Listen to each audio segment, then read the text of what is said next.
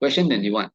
A car travel 14 kilometer, correct to nearest kilometer, and 12 minutes, correct to nearest minutes. Okay, you see this?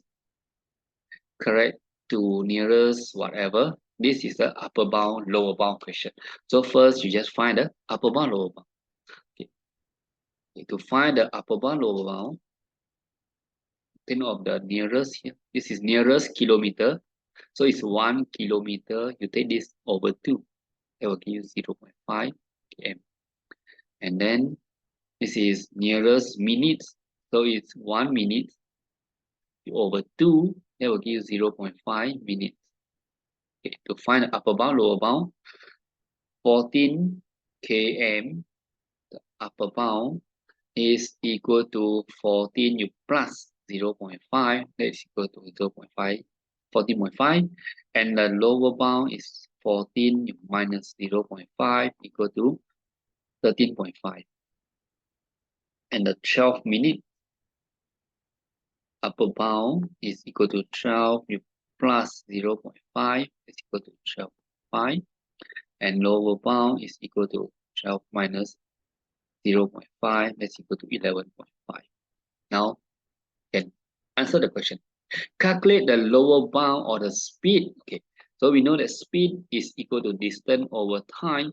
When you need to divide, okay, so the lower bound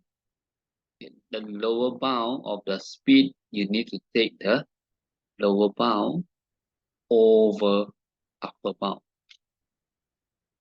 You want to make it smaller possible.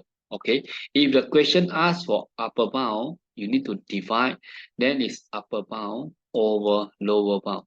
When your denominator is small, then the number becomes bigger. So in this case, it's kilometer and minutes here. So we take the lower bound is 13.5 over upper bound is 12.5. You calculate, you should get 1.08